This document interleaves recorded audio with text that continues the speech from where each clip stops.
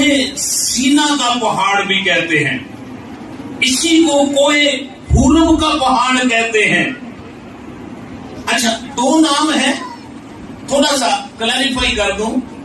کوہ سینا اس کو کیوں کہتے ہیں، اور ویسے اس کا نام کوہ ہورم ہے۔ کوہ سینا عبرانی زبان میں جھاڑی کو سینا کے نام سے پکارا جاتا ہے، اور یہاں پر خدا